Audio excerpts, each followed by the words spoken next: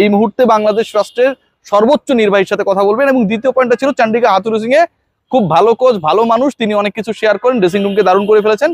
ঠিক তখন আমার প্রশ্ন যে নাজমুল হোসেন শান্ত তো আসলে পাকিস্তান সিরিজে ক্যাপ্টেন হন নাই, তিনি অনেক আগে থেকেই ক্যাপ্টেন ছিলেন জাতীয় দলের।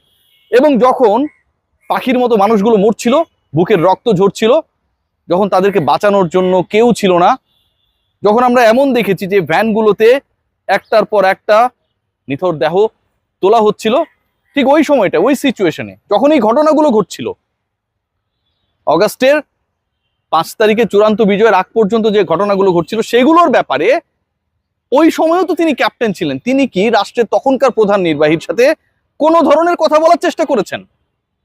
একটা বারের জন্য, এখন যেমন সাকিব আল হাসানকে রক্ষা করার জন্য, তার দলের একজন ক্রিকেটারকে রক্ষা করার জন্য তিনি দেশের প্রধান নির্বাহীর সাথে, সর্বোচ্চ পদে যিনি রয়েছেন তার সাথে আলোচনা করার পরিকল্পনার কথা